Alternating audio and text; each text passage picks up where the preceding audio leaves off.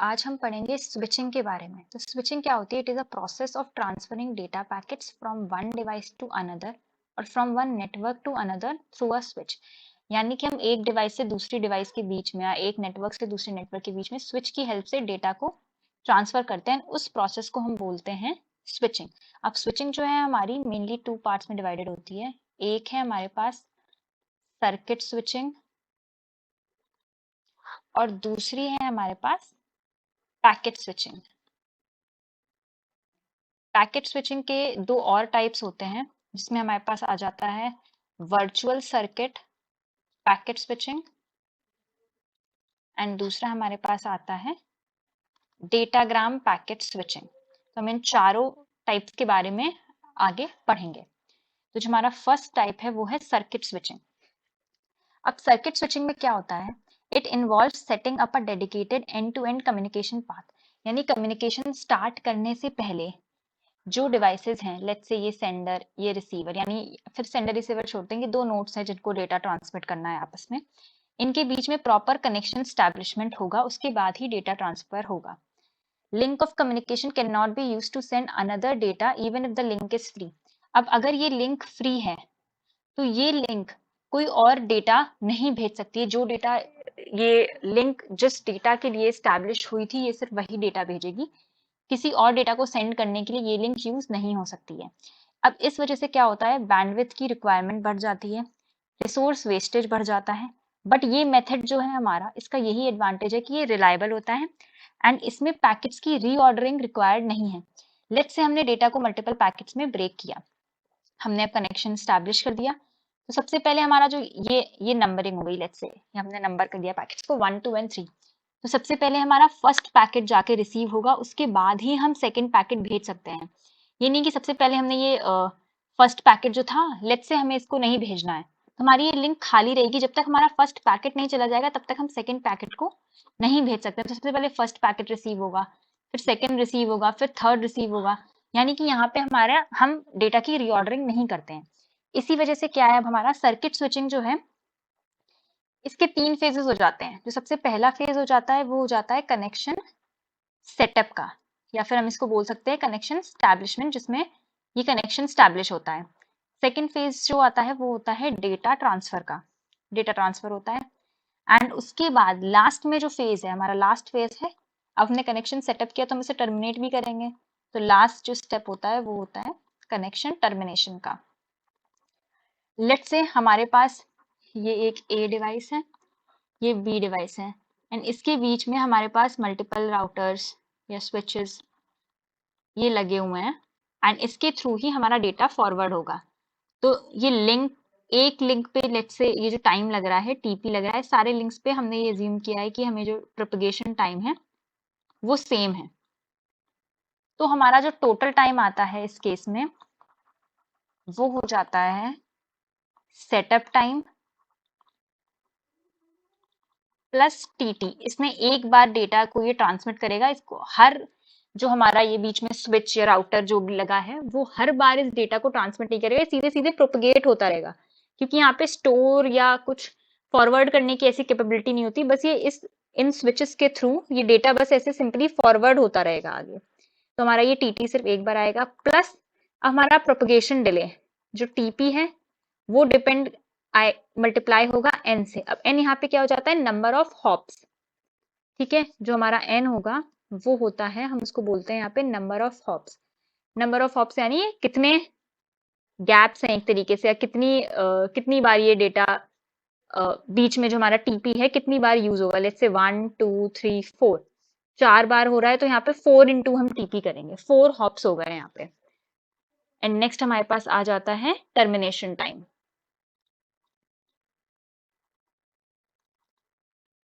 तो ऐसे हम सर्किट स्विचिंग के केस में किस टाइप से पैकेट ट्रांसफर होता है हमारा, हम ऐसे निकालते हैं। नेक्स्ट हमारे पास आता है पैकेट स्विचिंग। तो पैकेट स्विचिंग में क्या होता है? Messages divided into packets and individual packets take different routes to reach destination. यहाँ पे कोई पाथ डिसाइडेड नहीं होता है कि डेस्टिनेशन तक जाने में वो एक पर्टिकुलर पाथ ही लेगा। लेट्स से ये ए है, ये बी है, ये बीच में दो स्विचेस ऐसे कनेक्टेड हैं। तो अब अगर ये जा रहा है डेटा इसके थ्रू, तो यहाँ पे मल्टीपल पाथ्स होंगे। लेट्स से ये ए से इस लिंक पे गया, फिर ये इस लिंक पे फॉरवर्ड हुआ, देन ये इस लिंक पे जाके, मतलब कोई ऐसा स्पेसिफाइड पाथ नहीं है कि वो जो पैकेट्स हैं वो इसी पाथ के थ्रू जाएंगे। पैकेट्स कोई भी पाथ ले सकते हैं, सारे पैकेट्स अलग पाथ ले सकते हैं। अब यहाँ पे क्या हो जाता है, हमारे पास एक और कैपेबिलिटी आ जाती है स्टोर एंड फॉरवर्ड की। ये जो हमारे पास स्विचेस हैं, ये पैकेट को कुछ टाइम तक अपने पास स्टोर भी कर सकते हैं एंड उसके बाद इसे फॉरवर्ड करेंगे। यानी जब हम इसके लिए टोटल टाइम कैलकुलेट करते हैं, हमें ट्रांसमिशन टाइम भी लेना पड़ता है, क्योंकि यहाँ पे स्टोर करेंगे और ये डिवाइस, मतलब ये जो स्विचेस हैं वो फिर से डेटा को लिंक पे रखेंगे, तो हमारे पास यहाँ पे ट्रांसमिशन टाइम काउंट होगा। अब क्योंकि पैकेट्स किसी भी लिंक के थ्रू जा सकते हैं, तो यहाँ पे हमारे पास बैंडविड्थ रिक्वायरमेंट जो होती है वो कम हो जाती है, और ऑब्वियसली यहाँ पे फिर सेटअप टाइम या टर्मिनेशन टाइम की कोई जरूरत नहीं है। और अगर एक लिंक फेल हो गई तो पैकेट्स किसी दूसरी लिंक के थ्रू चले जाएंगे, बट यहाँ पे रीऑर्डरिंग की जरूरत पड़ती है, क्योंकि पैकेट्स रैंडमली किसी भी लिंक की तरह लिंक से जा रहे हैं। इनकेस जो पहले जो पैकेट गया उसकी लिंक फेल हो गई, फिर वो दूसरी लिंक से ट्रैवल करके अपनी डेस्टिनेशन तक पहुंचा है, उससे पहले जो सेकंड पैकेट था वो पहुंच गया, तो इस केस में हमें रीऑर्डरिंग की जरूरत पड़ेगी। एंड यहाँ पे हर एक पैकेट को एक हेडर की जरूरत पड़ती है। अब हेडर में क्या क्या इन्फॉर्मेशन होती है, उसमें सोर्स एड्रेस होगा कि वो पैकेट कहाँ से आ रहा है, डेस्टिनेशन क्या है, तो ये सारी इन्फॉर्मेशन जो होती है हमारी हेडर में होती है। हमारे जितने भी, हमने ISO OSI मॉडल में जितने भी लेयर्स देखे थे, हर एक लेयर अपना एक हेडर लगाता है। हर एक लेयर पे जब भी डेटा ट्रांसफर होता है, जैसे ट्रांसपोर्ट लेयर है, वो अपना एक डेटा के साथ हेडर लगा देगा। फिर नेक्स्ट टाइम ये डेटा जब नेटवर्क लेयर पे लेट से आया, तो ये पूरा का पूरा जो ट्रांसपोर्ट लेयर से ये पूरा डेटा प्लस हेडर आया, ये इसके लिए सिर्फ डेटा होगा, एंड यहाँ पे ये अपना हेडर लगा देगा। तो हेडर में बेसिकली सिर्फ source address, destination address, packet के बारे में कुछ और इन्फोस भी होती हैं। हमारा जो पैकेट स्विचिंग है, ये फर्दर दो टाइप्स में डिवाइडेड होता है, हमने ये आगे देखा ही था। एक हो जाता है हमारे पास वर्चुअल, और एक हो जाएगा डेटाग्राम। अब लेकिन हम अगर बाय डिफॉल्ट देखें तो हम इसके लिए टोटल टाइम निकालते कैसे हैं, तो यहाँ पे जो टोटल टाइम है, सबसे पहले इस डायग्राम को थोड़ा सही से बना लेते हैं। लेट्स से ये ए बी, बीच में हमारे पास दो स्विचेस ऐसे बने हुए हैं, मैंने इनका नाम R1 R2 रखा है, इसके नोटेशंस का इससे कुछ भी मतलब नहीं है। लेट्स से यहाँ पे अब क्योंकि हमें ट्रांसमिट भी बार बार करना पड़ रहा है, तो ये भी डिपेंड करेगा, यहाँ पे भी अब नंबर ऑफ हॉप्स का कॉन्सेप्ट आ जाएगा। तो इसका जो फॉर्मूला बनता है वो बनता है ये n into T T plus n into T P, जहाँ पे n हमारे पास सेम हो जाएगा नंबर ऑफ हॉप्स, कितनी बार हमें डेटा को ट्रांसमिट करना पड़ेगा। यहाँ पे क्या है, 1 2 3, 3 बार हमें डेटा को ट्रांसमिट, मतलब इस कम्युनिकेशन लिंक पे रखना पड़ा। एंड सिमिलरली 1 2 3, 3 बार हमारे पास टीपी का काउंट आएगा। तो ये हो जाता है हमारे पास टोटल टाइम इस केस में। अब जो इसके दो टाइप्स होते हैं वो है virtual packet switching and datagram packet switching. तो वर्चुअल सर्किट पैकेट स्विचिंग में क्या हो जाएगा, अब ये कनेक्शन ओरिएंटेड हो जाएगी, एंड इसी वजह से क्योंकि कनेक्शन हम जहाँ पे स्टैब्लिश करते हैं, तो हमारा जो सिस्टम होता है, मेथड होता है, वो रिलायबल हो जाता है। अब क्योंकि इसमें हम कनेक्शन स्टैब्लिश कर रहे हैं फिर टर्मिनेट कर रहे हैं, तो इस वजह से ये पूरा का पूरा स्लो भी हो जाएगा। अब यहाँ पे क्योंकि एक प्रॉपर कनेक्शन स्टैब्लिश हो रहा है, पैकेट्स की रीऑर्डरिंग भी रिक्वायर्ड नहीं होगी, तो इस वजह से ग्लोबल हेडर जो होता है वो सिर्फ फर्स्ट पैकेट पे लगता है, एंड बाकी पैकेट्स पे हम लोकल हेडर लगाते हैं, एंड कॉस्ट भी हमारे इस मेथड का हाई होता है। जो हमारे पास डेटाग्राम पैकेट स्विचिंग होता है वो कनेक्शन लेस होता है, इस वजह से वो लेस रिलायबल होगा बट फास्ट होगा। एंड इसमें क्योंकि पैकेट्स की रीऑर्डरिंग भी रिक्वायर्ड है, तो हर एक पैकेट के पास ग्लोबल हेडर होगा, एंड इसका कॉस्ट जो होता है लेस होता है। अब यहाँ पे हम जब पैकेट्स बना रहे हैं, तो हमें ये बहुत ध्यान रखना पड़ता है कि पैकेट साइज हम क्या लें, जिससे कि हमारा टोटल टाइम जो है डेटा ट्रांसमिट होने में वो रिड्यूस हो।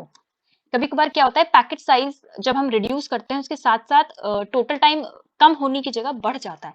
तो हम सबसे पहले कैसे एग्जाम्पल के थ्रू देखेंगे कैसे पैकेट साइज किस टाइप से हमारा टोटल टाइम को इम्पैक्ट करता है।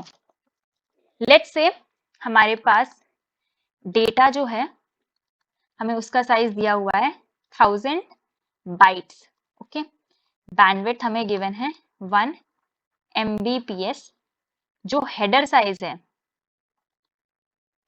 वो हमें गिवन है 100 बाइट्स, एंड लेट्स से हम इसके लिए प्रोपेगेशन डिले जो है इसको 0 कंसिडर करते हैं। अगर प्रोपगेशन डिले भी कुछ गिवन होगा तो ऑब्वियसली उस टोटल टाइम में सिंपली हमें ऐड करना है, लेकिन अभी सिर्फ हम ट्रांसमिशन टाइम को लेते हुए ये पूरी कैलकुलेशन करेंगे। तो इस केस में लेट्स से हमारे पास ये सेंडर है एंड ये रिसीवर है, बीच में ये दो स्विचेस हमारे पास लगे हुए हैं। अब हम इसमें ट्रांसमिशन टाइम सबसे पहले कैलकुलेट करते हैं क्या होगा। ये हमारे पास नेटवर्क हमें एक तरीके से दिया हुआ है, इसके लिए हम देखेंगे, हम पैकेट को अलग अलग साइजेस में डिवाइड करेंगे और देखेंगे ट्रांसमिशन टाइम जो हमारा टोटल टाइम लग रहा है वो कब कम आता है। लेट्स से यहाँ पे हम सबसे पहले टीटी निकालते हैं, तुम्हें पता है एल बाई बैंडविड्थ होता है हमारे पास। अब हमारे पास यहाँ पे टोटल जो हमारा पैकेट का साइज है वो क्या हो जाएगा, data plus header upon 1 into 10⁶ bandwidth. दोनों बाइट्स में तो नॉर्मली ये कट हो जाएगा, तो हमारे पास आ जाएगा 1.1 मिली सेकेंड्स। अब ये हमने ट्रांसमिशन टाइम निकाला है, अब टोटल टाइम हमारे पास क्या होगा, जितने भी पैकेट्स हैं, मतलब ये तो एक ही पैकेट है, तो ये 1 2 3 हॉप्स लगेंगे इसे ट्रांसमिट होने में। 3 इंटू 1.1 यानी कि आ जाएगा ये 3.3 मिली सेकेंड आ जाएगा। ये जब हम पूरे के पूरे डेटा को ऐसे ही भेज रहे थे बिना पैकेट्स में डिवाइड किए। लेट्स से हमने इसको क्या किया, 5 पैकेट्स में डिवाइड कर दिया। इससे हर एक पैकेट का साइज कितना हो जाएगा, ईच पैकेट साइज हमारे पास हो जाएगा यहाँ पे 200 बाइट्स, और हमारा पैकेट दिखेगा किस टाइप से, ये 200 प्लस हेडर। ऐसे ही हमारे पास 5 पैकेट्स बनेंगे, ठीक है, तभी हमारे पास पूरा डेटा हो पाएगा ना 1000 बाइट्स, ठीक है, हमारे पास 5 पैकेट्स होंगे। लेट्स से अब इस केस में क्या होगा, हमारे पास पाइपलाइनिंग का कॉन्सेप्ट यूज हो जाएगा। जो हमारा फर्स्ट पैकेट होगा उसको इस लिंक पे ट्रैवल करने में पूरा का पूरा टाइम, लेट्स से पहला पैकेट हमारे पास जो था यहाँ पे आया, जब ये इसने इस डिस्टेंस को ट्रैवल किया, फिर जब ये यहाँ पे आएगा उसी टाइम पे हमारे पास दूसरा पैकेट भी आ जाएगा, यानी कि एक पैकेट का इस लिंक पे ट्रैवल करना ओवरलैप कर रहा है दूसरे पैकेट्स के साथ। तो जब ये पैकेट फाइनली यहाँ से बाहर निकलेगा तो सारे जो बचे हुए पैकेट्स हैं वो कहीं ना कहीं बीच में ही होंगे एंड उनको कम टाइम लगेगा। तो ये हम देखते हैं। लेट्स से हमारे पास जो फर्स्ट पैकेट है उसको वो पूरा का पूरा टाइम लेगा इस पे ट्रैवल करने में, तो उसके लिए 3 into number of hops into, हमने यहाँ पे ट्रांसमिशन टाइम नहीं निकाला, तो ट्रांसमिशन टाइम इस केस में हमारा हो जाएगा 200 plus 100 upon 1 into 10⁶ which comes out to be 0.3 milliseconds. तो हमारे पास जो ये फर्स्ट पैकेट है इसको इसके लिए जो हमारा टाइम लगेगा, टोटल टाइम हो जाएगा 3 into 0.3 which is 0.9 milliseconds. अब जो बचे हुए 4 पैकेट्स हैं उनके लिए टाइम कितना लगेगा, तो ये 4 पैकेट्स हैं 4 इंटू, उन्हें सिर्फ ट्रांसमिशन टाइम लगेगा। ये पाइपलाइनिंग के कॉन्सेप्ट में हम देखेंगे। जो हमारा फर्स्ट पैकेट होता है, लेट्स से हम एक एग्जांपल के थ्रू से समझते हैं पहले पाइपलाइनिंग को थोड़ा सा।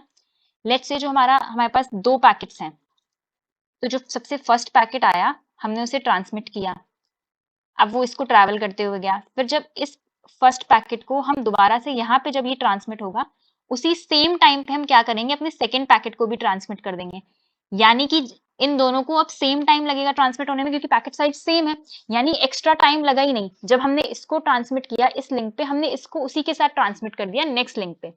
अब जब ये यहाँ ट्रैवल करेगा तो ये पैकेट हमारा सेकेंड पैकेट यहाँ पे आ चुका होगा, फर्स्ट पैकेट यहाँ पे आ चुका होगा, तो इसे अब एक्स्ट्रा टाइम कितना लगेगा, ये प्रोपगेशन डिले भी दोनों को सेम लगेगा, तो जो एक्स्ट्रा टाइम होगा वो अब इसको कितना लगा, सिर्फ टीटी का टाइम लगेगा। आगे यहाँ पे हमें टीपी 0 गिवन है इसलिए टीपी का टाइम कुछ लग नहीं रहा है, तो इसके लिए सिर्फ टीटी काउंट होगा, वरना टीपी भी काउंट होता है। तो ये सिर्फ ट्रांसमिशन टाइम काउंट होगा, ये पैकेट ट्रैवर्स हो जाएगा क्योंकि इसका जो हम पैकेट को जब हम भेज रहे थे तो इसका जो टाइम था वो ओवरलैप कर रहा था जो हमने फर्स्ट पैकेट भेजा था। इसी वजह से सिमिलरली बाकी 4 पैकेट्स के लिए भी सिर्फ और सिर्फ टीटी लगेगा, वो भी एक बार, तो ये हो जाएगा 1.2 मिली सेकेंड्स। तो जो यहाँ पे हमारे पास टोटल टाइम आएगा वो आ जाएगा 0.9 plus 1.2 which comes out to be 2.1 millisecond. तो हमने यहाँ पे देखा जब हमने पैकेट साइज रिड्यूस किया, हमने डेटा साइज रिड्यूस किया तो हमारा टोटल टाइम रिड्यूस हुआ। लेट्स से अब हम और पैकेट्स का नंबर जो है बढ़ा देते हैं। लेट्स से अब हमारे पास 10 पैकेट्स हैं, तो जो हमारा पैकेट का साइज हो जाएगा वो कितना हो जाएगा, अब 100 हो जाएगा। 10 पैकेट्स हैं और हर एक पैकेट ऐसा दिखेगा 100 by h 100 and plus header.